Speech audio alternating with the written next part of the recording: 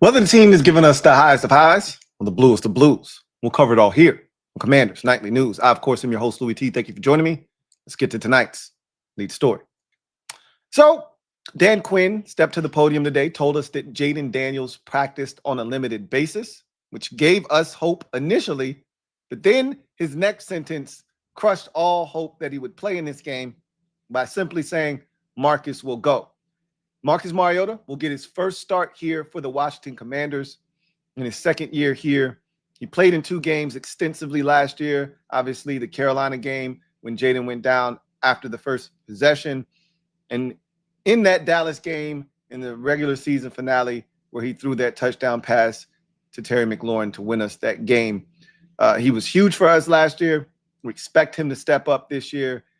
In Jayden's absence, Jayden Daniels will miss his first career NFL start.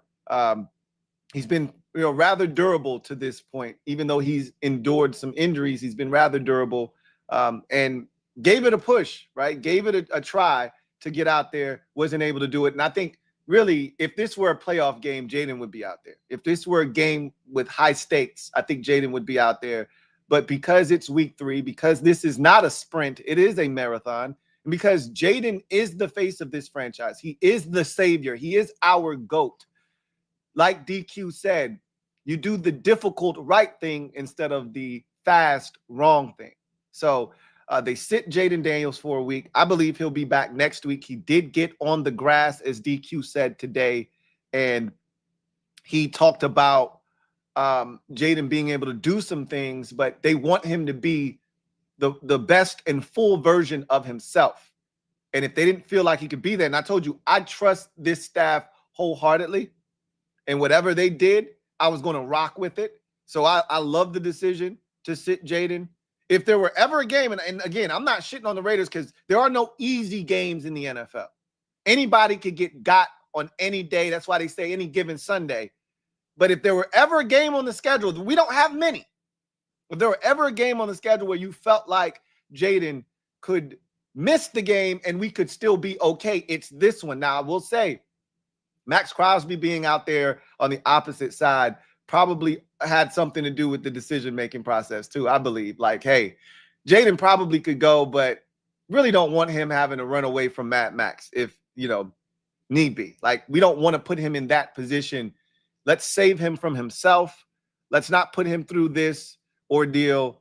Let's give him another week to heal, rest up. And I love the fact that we had 10 days from last game against Green Bay. So that gave him even more time to rest, heal up, get the rehab that he needs. And that will help us moving forward next week against the Atlanta Falcons, where I think he will ultimately be back on the football field. But we moved that aside. No Jayden, right? We knew that was a stark and very real possibility for this upcoming game in week 3 versus the Raiders. It's Marcus Mariota time. It's Marcus Mariota revenge game. And we had a list of guys before the season started, or at least I did. I can't speak for you. I had a list of guys that I said, we out for revenge. You know what I always tell you about revenge. It's a dish best served ice cold, and I'm looking to be cold-blooded on Sunday. Russell Wilson was first on the list. Your transgressions travel with you. They transfer, okay? All transgressions are transferable. Just because you committed said act with a different color jersey on doesn't mean said act doesn't travel with you at your next destination. Russell Wilson had to find that out the hard way. He committed an atrocity last year in a Pittsburgh Steelers uniform. That doesn't mean that this revenge that we got ready for your ass isn't coming to find you in New York. Same for Geno Smith. Geno. Oh, Geno. Oh, no. Just because you left Seattle, and I'll never forget, because you guys know, you know what it was. Just a couple of years ago, y'all know what it was. It was new Howell order, right? That's what your kid was on. And I had high hopes for Sam Howell here in Washington. So glad that that didn't work out. However, The day that Sam Howell and the New Howell order died was on that field out in Seattle, Washington, when Geno Smith authored a comeback down the field, essentially. And it wasn't really a comeback. I think we had just tied the game. It's supposed to go to overtime. And he took them down the field. They got a game-winning field goal, and they beat us. We didn't win another game the rest of that season, right? That's when that season died. He probably did us a favor, right? But I wasn't ready to give up yet. That was the day that season died back in 2023. I didn't forget that shit. Geno's name is on the goddamn list. I'm out for revenge. He's up next on the revenge tour as it rolls on. Just because he's no longer in Seattle doesn't mean that this ass whooping that we have in store for you doesn't follow you to Vegas. Just like Russell did in week 1, come here and come get some. So, doesn't matter, and I told you this earlier in the week, doesn't matter if it's Marcus Mariota, if it's Jayden Daniels, I don't give a shit, personally. An ass whooping that is earned and deserved is an ass whooping that will be dished out. Thus, Geno Smith needs to come and pay for his sins. So, we got some business to attend to today. And I'm looking forward to seeing the fellas hand out some justice on Sunday. I've said this before. I'm going to say it a bunch more this season. This will be my rallying cry for this team in 2025. If you are who you say you are, then prove it. The Raiders are not better than the Washington Commanders. Not now, not last week, not this week, not next week, not never in 2025. Whether it's Jayden, it's Marcus, they're not better than us. If you are who you say you are, we had a great week of practice. We're hearing that from everybody. We got the right temperament. If you are who you say you are, it's simple. Prove it. Prove it. Yep, we know they got Brock Bowers. Yep, we know they got Ashton Genty. Yep, we know that this team, is coached by Pete Carroll. They're a different team than they were last year. We know all of those things. That's cool. Yep, absolutely. We get it. Geno Smith can get hot. Yep, know all of that. They got speed. We're going to talk about it. Yeah. Yeah, absolutely. Get it. Got it. Good. Don't care. Don't give two shits. If you are who you say you are, prove it. You're a playoff team? You got aspirations of winning the division? Can't lose to the Raiders. Can't do it. Won't do it. Can't win with it. Won't win with it. So, get her done. The revenge tour rolls on. And Geno Smith's name is next on the list. Let's check him off. In other news, we heard from head coach Dan Quinn today. And he said a number of things. We're going to talk about those things that were said today. But as we always do, we first have to attend to the injury report. Now, as I've told you before, I'm going to repeat this again for those of you who may not have watched the previous episodes. We don't have the Raiders' updated final injury report, but we can deduce what's going to probably happen with their injury report. It's a very small list anyhow. Most of their players are going to play in this game.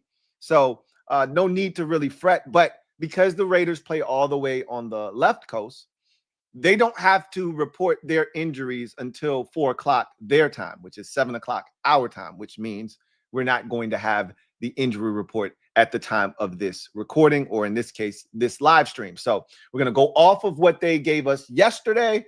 Meanwhile, we have our final injury report for Sunday's game. Let's take a look at the good guys first and see what they have going on. No surprises here. It's everything we thought it was going to be. John Bates, Noah Brown, and Jayden Daniels all out of this game. The good news here on this injury report is that Jayden Daniels did practice on a limited basis. Some practice is better than no practice. It means we're getting closer to him being ready to come back to play next week against the Falcons on the road. So I'm feeling really good about him practicing on Wednesday, even if it's in a limited capacity. Maybe he doesn't even practice Wednesday, comes back, practices Thursday and Friday. Either way, I expect Jayden Daniels to go next week. Meanwhile, Trey Amos, Brandon Coleman, Jeremy McNichols, and Colson Yankoff all removed from the official injury report, do not have a status for the game on Sunday because they're all going to play. That is great news. Also, Deebo Samuel, as you can see, removed from the list altogether. He was a no-show for practice yesterday, had an excused absence for personal reasons. Good to see that he was back at practice today and everything is all good there. Just and as a side note, he put out his newest episode of his podcast, Cleats and Convos. Zach Ertz was his guest this week. If you haven't already checked it out on Bleacher Report on their YouTube channel, do so. It's another really good interview. So that is the injury report for the Washington Commanders. Nothing surprising there for the good guys. Let's look at the ops real quick. And so Brock Bowers, knee, he's going to play. He played last week. He's going to play this week. Jeremy Chin, pec, he's going to be fine, and he's going to play in this game. Jackson Powers Johnson, JPJ, looks like he's going to be back from his concussion. Interesting thing. Now, I don't really give a shit about the grades that, Pro Football Focus puts out, but Jackson Powers Johnson was actually worse than Alex Kappa was in week 1. So JPJ played in week 1 against the Patriots, sustained a concussion in that game, did not play in week 2. His replacement, Alex Kappa, who came from Cincinnati, was actually better than him in the game in week 2. Technically, according to Pro Football Focus. I don't give a shit about that. Personally, I don't know if he's better than Alex Kappa or not. Alex Kappa is not very good, as we know. But if I'm not really too concerned. What I'm trying to convey to you is I'm not concerned whether he plays or not. I'm not concerned either way. Justin Shorter, wide receiver, ended up with a knee injury, but he ended up practicing fully yesterday. Not a big deal. He's not a big part of their offense. He's probably more so on the special team side. And then DeCamerion Richardson, limited on Thursday. Keep an eye on that one. The Raiders don't have, significant depth at corner. So if he can't go, that could hurt them big time. But ultimately, I feel like he's going to be fine and go. But you always got to be a little wary of any defensive back or any skill position player dealing with a hamstring injury. So that is on the Raiders front. So let's talk about what DQ said at his presser today. He started out by giving us captains. And the captains are as follows. Offensively, Laramie Tunzel is going to be the captain for the offense. Defensively, it's going to be Deron Payne. And then on special teams, Percy Butler. So those are your three captains for this game. As we move forward, he talked about Marcus Mariota starting in this game and Jayden Daniels being limited in practice, but not going to participate in Sunday's contest.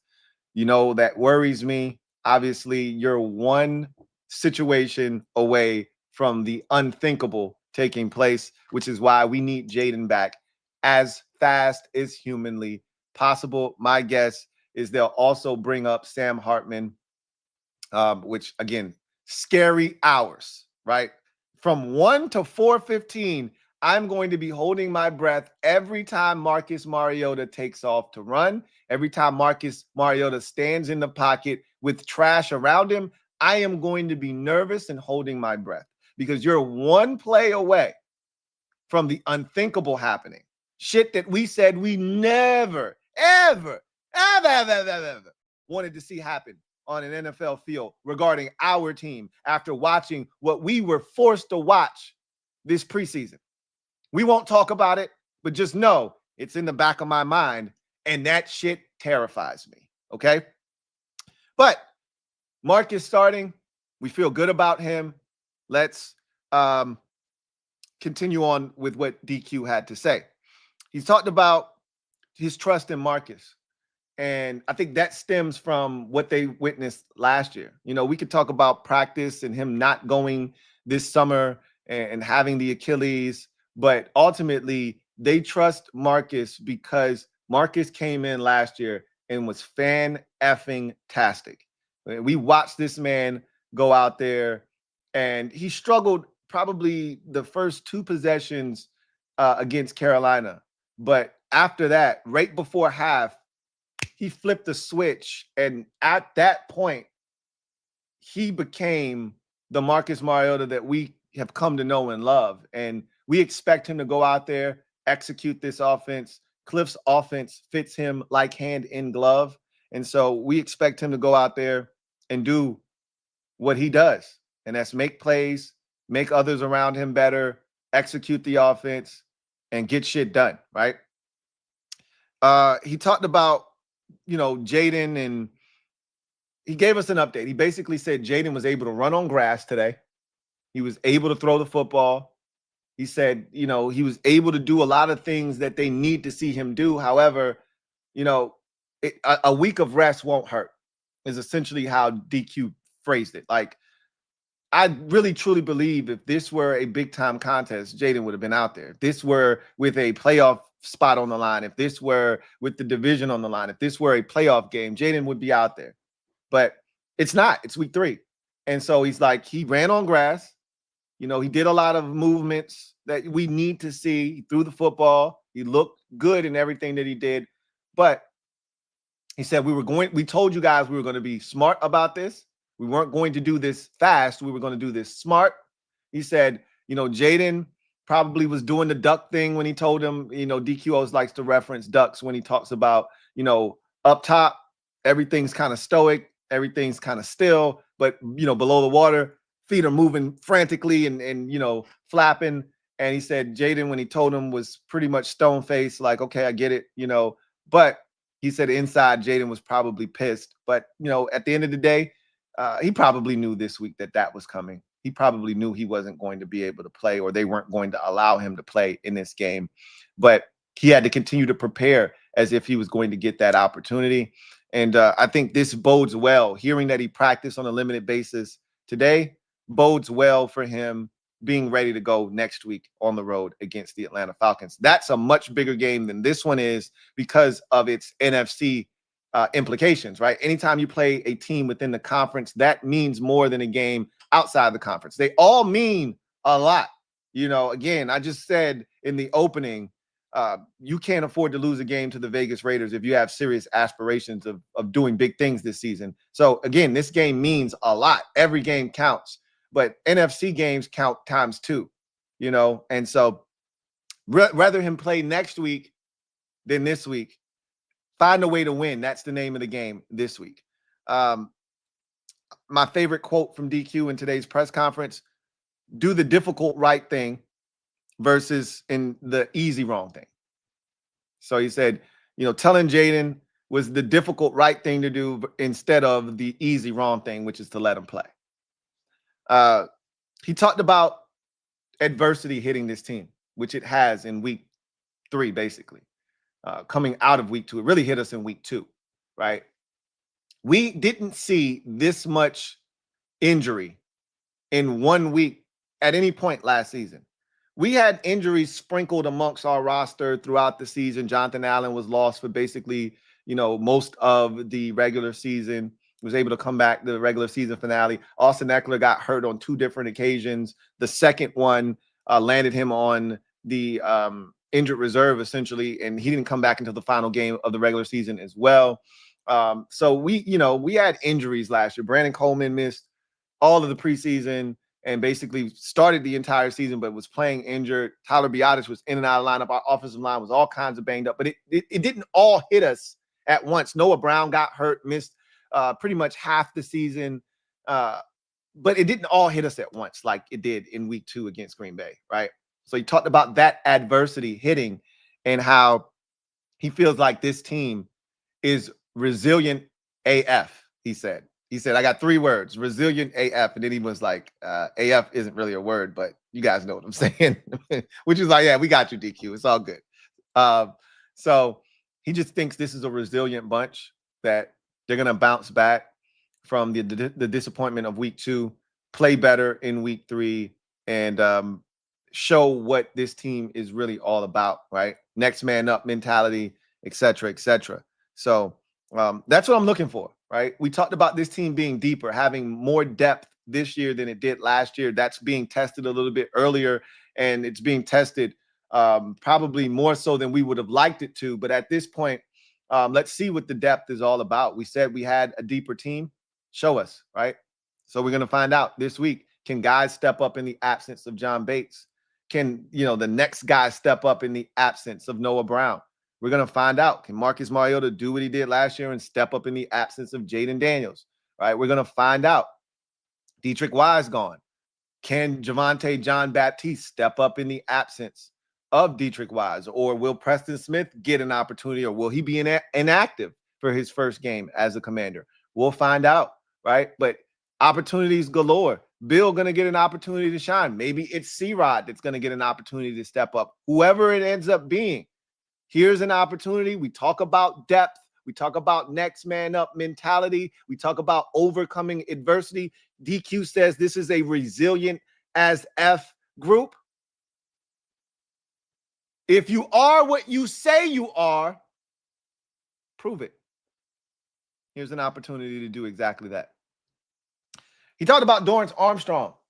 And I know Rio and myself thought that this was going to be a big year for DA. Like, this felt like the type of year with the moves they've made up front and the attention to detail that they've put into building up that defensive line to add some guys around him that can create some havoc. It felt like a DA type of season.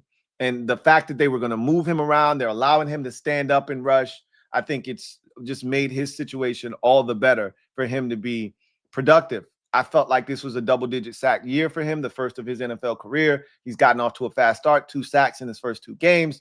And so technically he's on pace for 17 sacks this season, right? Of course, he's not going to keep that up, but I think double-digit sacks in his future. And I think this is a game he can continue to pad his stats. And he talked about DA, really having laser-like focus this summer, being ready to take advantage of opportunities. They felt like he was ready to really take off this year, and he's put in the work. He looks good. He's finishing plays. That was one of the things that DQ and Joe Witt Jr. talked about with him in particular, was he just needed to finish, right? How many times was DA just right there and couldn't get the quarterback down, or he just almost got a hand on him, quarterback stepped up? Well, now there's actual guys collapsing that pocket. There's really nowhere for that quarterback to step up. Last year, because you had lighter defensive tackles like Johnny Newton and Jonathan Allen, guys could stand in that pocket, step up, and Dorrance would just be pushed around barely, even though he won that rep. Now he's getting to the quarterback, and I think there's a lot more in store for Dorrance Armstrong this season. DQ gave his Raiders assessment, and he basically went through their team quickly, and he said, hey, the Raiders have Brock Bowers. The Raiders have Genty. They got Geno Smith. They got speed at receiver. We're going to talk about that. He then went to the defensive side, said they're square at linebacker. They line you up, they hit you. Got Max Crosby. They got a defensive line that's very active. We know we got our work cut out for us. We got to come with our lunch pail and hard hat and get it done. And, this Raiders team is a scrappy bunch. If you think they're going to come in here and lie down and adhere to this narrative that we have of, hey, we are ornery, we're pissed off, and we're going to take it out on somebody, and we just need you to participate in this ass whooping, you got another thing coming. They're looking at us like food. They think they got an opportunity to come in here, steal one, and go back to the West Coast with 2-1, right? And leave us feeling even more disappointed and upset than we were coming into the game. And so we got to take care of business. This Raiders group, this ain't the Raiders from last year with Antonio Pierce as their head coach.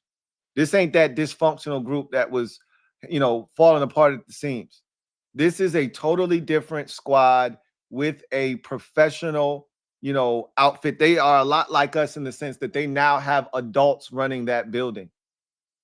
They now have real adults controlling things there, and now you're going to see a different Raiders team. And I've already seen that team be different this year. But there's still food for someone like us. If you claim you claim you're the hunter, you're never the hunted. That's what you claim. That wasn't the case last week. But this is a week to reassert dominance. If you are who you say you are, prove it. He talked about Zach Ertz versus Jeremy Chin. He said there's games inside of the game, and this is, matchups inside of the game. This is one of them. Clearly, these two know each other very well from, last year, those two being on the same team, going against each other in practice a ton over the summer and even into the season.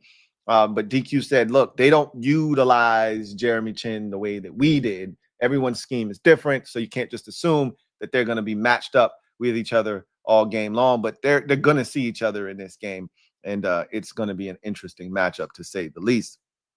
He talked about the running back position and how obviously Eck is gone. Guys got to step up. C-Rod is going to get an opportunity. He said C-Rod was the most improved player this summer of all of the guys that have seen improvement. C-Rod was the guy that he felt like showed the most improvement, which is why they rewarded him with a roster spot. He has not been active the first 2 weeks.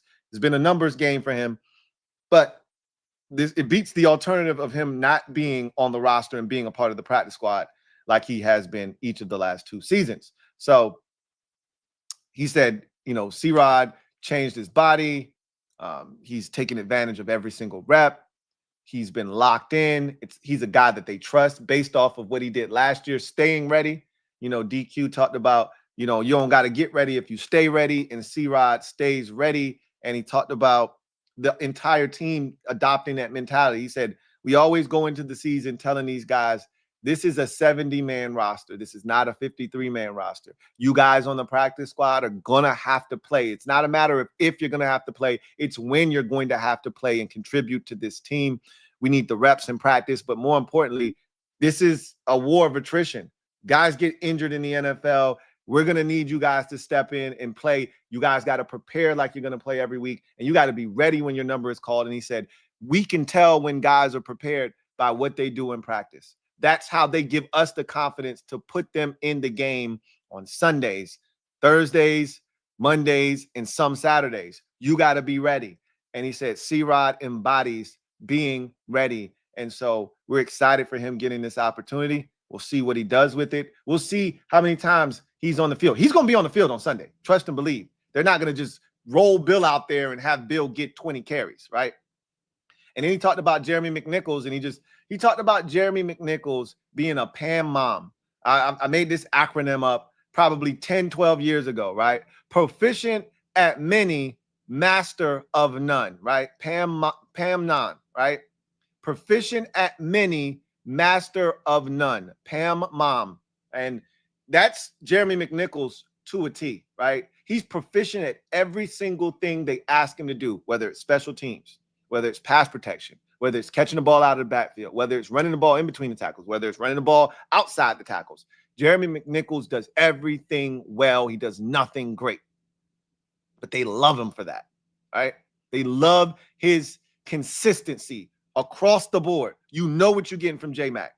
You don't have to wonder, is J-Mac going to be on his game today? I know what I'm getting from J-Mac. And as a coach, and they love that kind of consistency. They love having the comfort of knowing I know what I'm getting from this dude every single day. I don't have to wonder. So he'll be out there too. He'll get his fair share of touches and carries and opportunities and snaps in this game. It's definitely going to be running back by committee like it's been. I don't expect Bill to take over this role until they feel fully comfortable in what he can do. And he's got to ball out too in the process of that. And if that happens enough, I say by week 7, 8, maybe 9, somewhere in there, that's when you start to see Bill start to shift from running back by committee to this is Bill's situation with other guys chiming in, every so often. But clearly we're not there yet. And so expect some C-Rod in this game, expect some Jeremy McNichols, but the guy that should touch it the most should be B.I. Double, right? And then he talked about Josh Connolly Jr. And he said, look, He's gone up against a really tough slate of edge rushers, which we all know. We've talked about this ad nauseum. He said it would not be fair to him if, because there's a tough matchup coming up, we're yo-yoing him in and out of the lineup. That's not fair to him, and it doesn't make him better. He's got to endure this. They knew there were going to be some struggles, but ultimately, he's got to continue to weather the storm. And the most important thing for me, I always tell the youth of America this: mistakes are going to happen. They're inevitable. None of us are perfect. None of us are perfect. Mistakes are going to happen in life. Here's the biggest thing, though: what you do with those mistakes. Do you take those mistakes and learn from them and try your damnedest not to repeat them? Or do you make the mistake, ignore why it happened, and end up making the same mistakes over again? That's going to be the key for Josh Connolly Jr. moving forward. Is how does he get better from all of the things that we've seen from him in the first 2 weeks and what we're probably going to see against Max Crosby? How does he respond? How resilient is he? You talked about, DQ talked about being resilient as F. How does he respond? Josh Connolly Jr. talked this week about so much help from Laramie Tunsil, that they're working after practice. They're working before practice. Laramie has been pouring into him. You know, he's really starting to get comfortable being on the right side. He's really starting to get comfortable with some of the techniques that Laramie has showed him. Okay, show us. Continue to grow. Continue to get better. That's what this is all about. And I have no doubt that he's going to continue to grow. He's going to continue to get better. And eventually, he's going to blossom into a really solid NFL right tackle. But these are the battle scars that have to take place. Unfortunately for him, he didn't get the opportunity to be eased into this role, right? Now, I've said this already, and I'll continue to say this. I put the onus on the staff to do a better job of helping him out. You can't help him on every play. There are going to be some plays where he's going to be singled up on Max Crosby, and he's going to be asked to block him, and may the force be with him, right? I saw him block Michael Parsons one-on-one several times throughout the game. We don't talk about those plays, though. We talk about the ones where he gets beat, because that's what we do with tackles. That's what we do with offensive linemen. You can have 70 snaps in a game as an offensive lineman, and 69 of them can go perfectly. You win the rep, you dominate, and it's the one rep that you don't win that gets to end up being a sack, forced fumble that everybody talks about. That's the life of an offensive lineman. That's the life of an offensive tackle. You could have 70 snaps in a game. 3 of them don't go your way. 2 are penalties. 1's a sack. And we're going to say you had an awful game. That's not true. But guess what? That's the life of an offensive lineman. Same thing with corners. We just did it to Marshawn Lattimore. He didn't have a good game. Not going to sit here and act like he had 60 reps and 55 of them were good, because that's not true, right? But that's how it goes with corners too. He could have 60 reps and 57 of them could go well. 56 of them could go well. 2 penalties, 2 catches on him, 1 down the field, and we're going to say he's getting targeted, he stinks, get him off the field. So Josh Connolly is going to have to continue to deal with all that comes with playing a position that has the spotlight on you, which is tackle. Let's see if he continues to get better, but DQ has not waned in his support of his young first-round pick tackle. So that us transition to our keys to victory and the game plan. But before we do that, let's get a word from our sponsor, Sleeper. Sleeper is the best way to experience and connect over sports together. It's a one-stop shop for all of your sports needs. You can celebrate and chat in the games in real time with other users, get the fastest scores, blazing fast news and alerts right at your fingertips. play in fantasy leagues, and win real money on picks contests. So enjoy sports the way they were meant to, together. Download the #1 sports app today. Predict the hottest football stats like passing yards, receiving yards, touchdowns, interceptions, and much more to cash in on your daily fantasy football skills. Use promo code LTN and Sleeper will match your first deposit up to $100. Terms and conditions apply. See Sleeper's terms of use for details. Currently operational in over 25 states. Check out Sleeper today. Sleeper. So we are now in the game plan. How do we get to a victorious state on Sunday at around 4:07 Eastern Standard Time?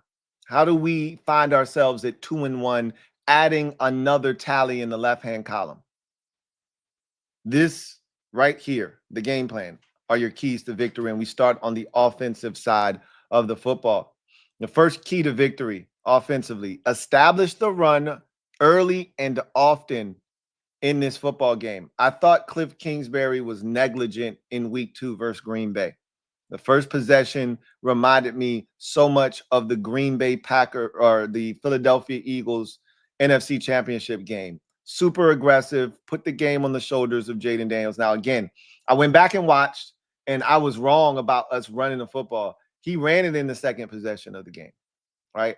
Probably to a detriment. I didn't love the fact that they had Eck out there and you're running it with Eck on first down. Should have been a pull by Jayden first and foremost, and it would have been a massive game, but he didn't pull the ball out on read option. Then they went back to Eck after a 2-yard loss because Jayden didn't read the read option correctly, and they went back to Eck, and he got like a gain of like 3 or 2, and it ended up being like 3rd and 9, 3rd and 10. We can't put ourselves in that type of predicament. We got to come out and we got to establish the run in this football game. Bill is your best running back. Put him out there, give him an opportunity to show what he can do. I'm looking for 170 yards on the ground and at least 1 touchdown. I know John Bates isn't out there. That's a huge part of our run game. We should still be able to run the football. I'm challenging the guys up front, the other tight ends that are going to get their name called in this game, to step up and make it happen. Let's run the football effectively. Let's take pressure off of Marcus Mariota. Let's not allow the Raiders to tee off and pin their ears back and get after Marcus. Let's have balance in this game. And it starts with running the football. And Marcus is going to be a part of that. Marcus is a part of the run game. 170 yards total for this team between Marcus, J-Mac, Bill, and C-Rod. Let's make it happen. Whether Debo gets in on the fun and gets a carry or 2, doesn't matter to me. Jalen Lane maybe finally break the seal on him as a runner in this offense. Don't care. Let's eclipse 170 yards and at least 1 score on the ground. Next offensive key. Neutralize Mad Max and locate Palomau and protect the Duke. Those are the 2 guys on their defensive side of the football that scare me. Those are the 2 guys that I feel like are super impact players. Yep, their defensive tackle, Louie, has 3 sacks. Those are really, to me, based off of, hustle sacks, Max Crosby, gaining all of this attention and him being the benefactor of that. I'm concerned with guys that change the game. And Palomau is a guy that is their version of screw loose oos. Anytime you get a Polynesian player, they don't give a shit, bro.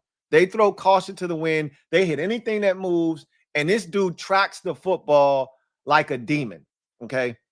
He had a hit on Monday night that drew a flag. I thought it was a good hit, clean out in space, lit the dude up. This guy is everywhere, and if you make a mistake, he's going to pick it off. He had a pick in week 1. I saw him have another pick in the preseason.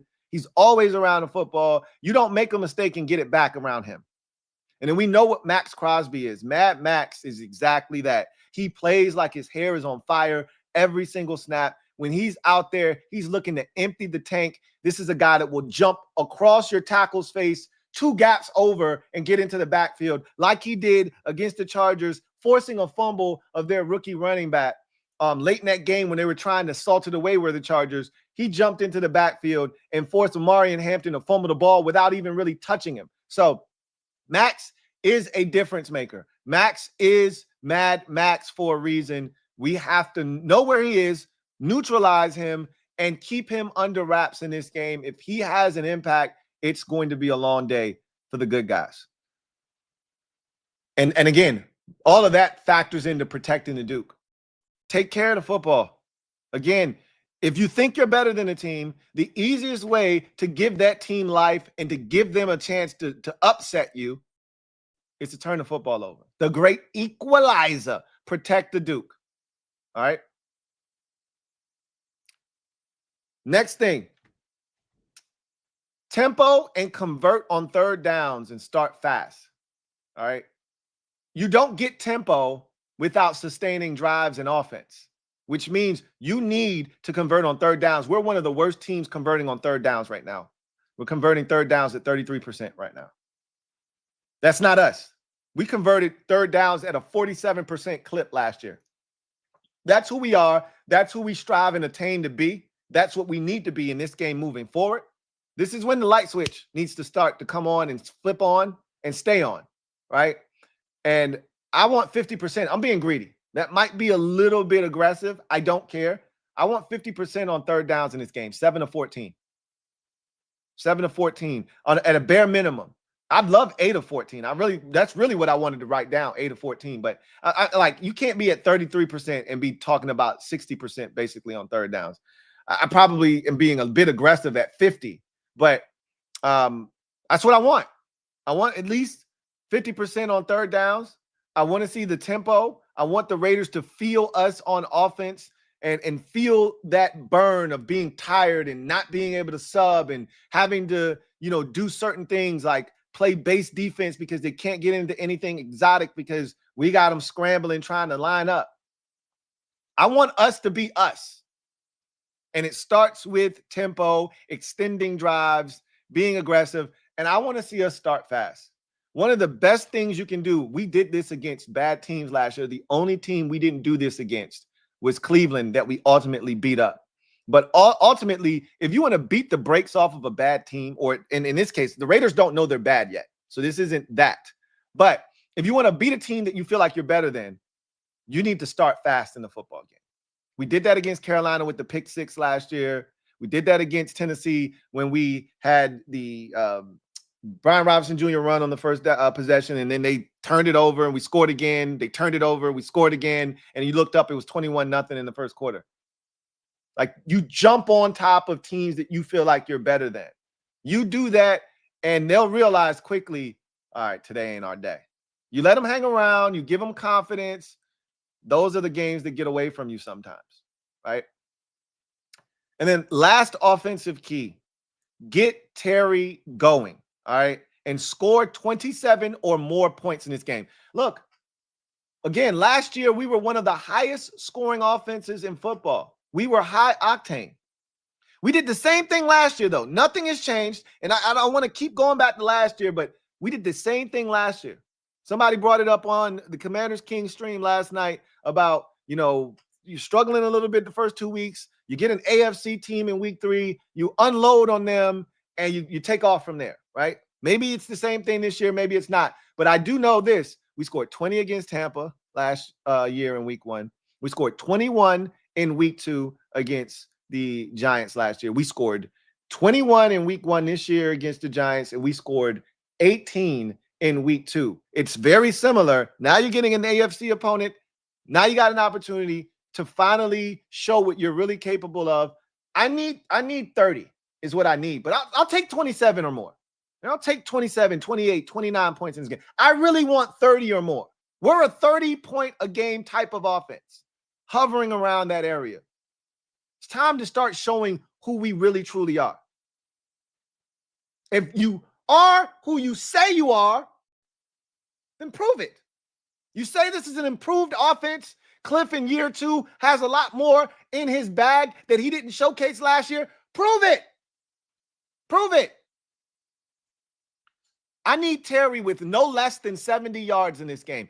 Anything less is uncivilized, and it won't do. No more 5 for 41. No more 3 for 14 or 3 for 27. I don't want to see none of that shit. I need Terry with at least 70 yards in this game and preferably a touchdown on his ledger. But even if he doesn't score, I need Terry with at least 70 yards receiving. And I don't give a shit how it looks. I don't care if it comes on 2 catches. He's got a big explosive. I don't care if it comes on 5 catches. I don't care if it comes on 7 or 8 catches. I don't want 11 for 70, right? Like, that's nasty, okay? Which that's not going to happen because we're not throwing Terry a bunch of hitches and, bubble screens. That's more of a Debo thing. But I don't care what it looks like. He just needs to have at least 70 or more yards. Make it happen. Make it happen. Now you switch over to the defensive side. Defensive keys to victory. First thing up, stop the run and slow down Brock Bowers. Okay? Stop.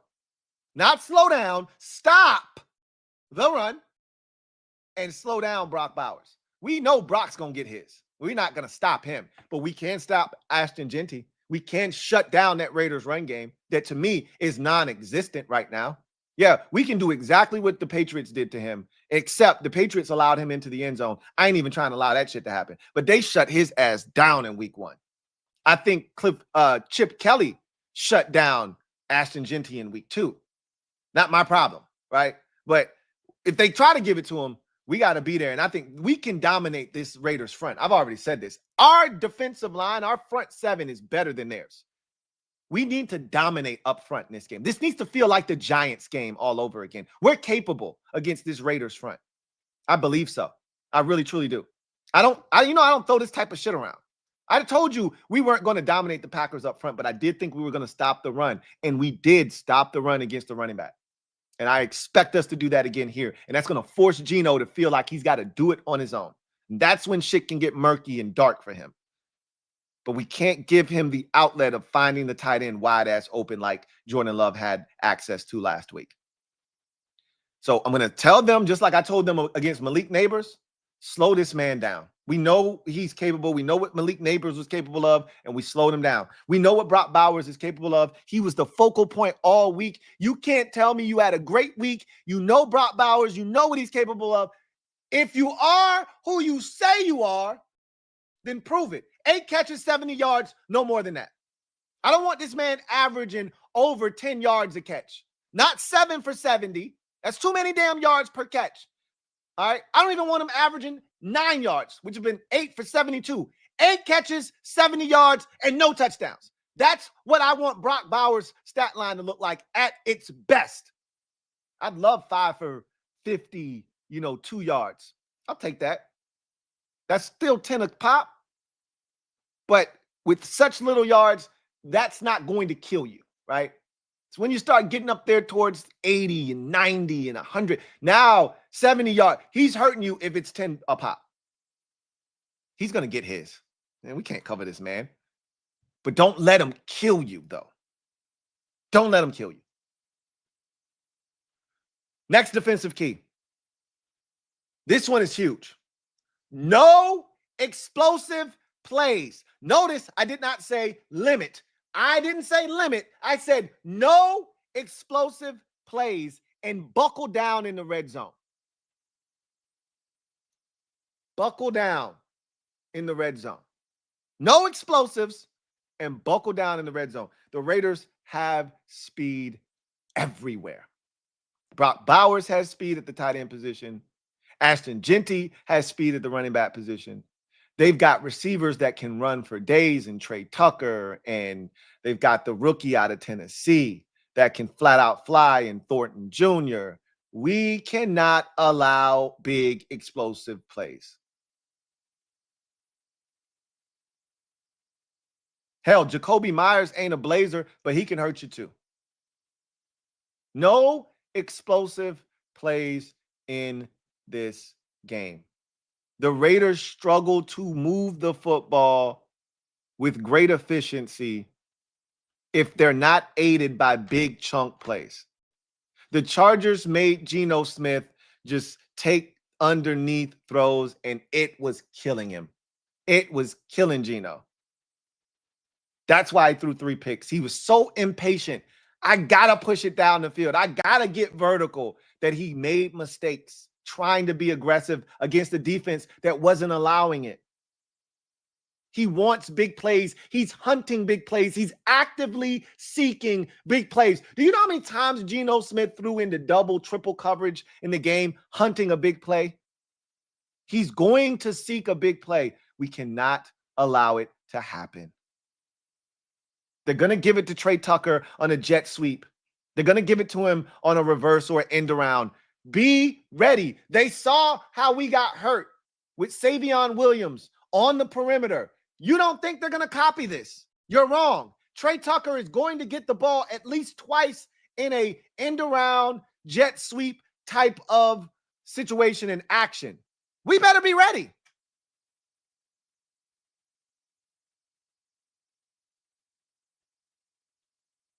And I say buckle down in the red zone. No more than 50%. Whatever that looks like. 1 of 2, 2 of 4. It better not be 3 or 6. They better not make 6 trips to our red zone. Shit, 4 is probably too damn many, to be honest with you. But whatever it looks like, it can't be more than 50%. Can't be more than 50%. You do that, you're going to be in great shape. And we've seen this defense in each of the first 2 weeks get red zone stops. They were perfect in the red zone against the Giants in week 1, holding them to 0 of 2. And they got a stop against Green Bay last week in the red zone as well. So they're fully capable. The Raiders struggled in the red zone last week against the Chargers. That's why they ended up with 9 points. Make it happen again. Next, defensive key. Get to and fluster Geno and create at least 1 turnover. I know I said I wasn't going to do this. I know. I said I wasn't going to ask for turnovers because they don't exist. Those are magical things. They're like myths, right? I said we treat them like fables that we pass down to our kids and their kids' kids and their kids' kids, right? To our great-great-grands. We talk about turnovers that we got 3 years ago, right? I get it. If you can't force at least 1 turnover this week, when are you going to do it? This is the week. This is your opportunity. Seize it. This offensive line in front of Geno Smith, not great. I love our matchup this week up front in the trenches. We got to dominate their ass. Period. Geno Smith needs to be sacked 3 to 4 times in this game. I'm leaning towards 4. I just put 3 in there because Geno will throw it away or he'll throw it up for grabs and you might not get a sack. But we should be sacking Geno 4 times in this game. He's one of those guys that he looks for an escape hatch. If it's not there, he'll just crumble under the pressure. He's not a super mobile guy at this point of his career. He'll take off if you give him an opportunity to. Don't get me wrong. But he's a guy that you can and will get to if you just don't give him an escape route. He will concede the sack and say, okay, you got me. I mean, I watched this man on a 4th down run backwards and take a sack on a down that you got to at least throw it up for grabs. I watched this man run around on a 4th down, scramble, and then throw it to nobody, which is like the equivalent of throwing it out of bounds. Like, what are you doing? That's Geno Smith if you apply pressure, if you don't give him somewhere to go with the football. I hope they play some zone coverage, but we suck at zone, so I don't know if that's a good thing or not. We don't play tight on a string together zone coverage, so I don't really know what the answer is because I know what the Chargers did to him. I just don't know if we're capable of doing that. But if we dominate up front, Geno will do his part. But we got to get to Geno. And I think we can. And if we do, he'll give us at least 1 opportunity. Last defensive key. Dominate specials and Matt Gay straighten up. It's really simple. Special teams is a part of defense. We talk about complementary football. DQ talked about complementary football this week. If you are who you say you are, then prove it. Special teams has been, the coverage units and the return units have been by far and away our strongest groups this season. Special teams. The only part of special teams that's letting us down right now is the kicking game. We're covering kicks at an elite level. Like Percy Butler tackled the Packers return man inside the 5-yard line. We had another great tackle by Jeremy Reeves in the game. We know Nick Ballore is a maniac. He's a fiend. He's cracking skulls on special teams. Like, we've been dominant on special teams. Can you just get your kicker to do his job? That's it. Special teams dominate this game. Force the Raiders to start with horrible field position. When we get opportunities, take advantage of them, whether it's a punt, whether it's a kickoff, make the most of it. Maybe force a turnover on special teams like we did against Tennessee last year. I don't know. Like, we forced a bunch of fumbles on special teams last year. We just didn't recover very many of them. I think the Titans one was the only one we recovered. We forced another one against Arizona. We didn't recover it. But what just dominate special teams. And Matt Gay, straighten up. And what I mean by that is you can't miss a single kick, bro. I don't give a shit if it's from the moon, from 33 yards out, which is an extra point, 42 yards, 22 yards. I don't give a shit. Don't miss a damn kick. We sick of your shit already. Get your ass in gear. So, Matt Gay, straighten up.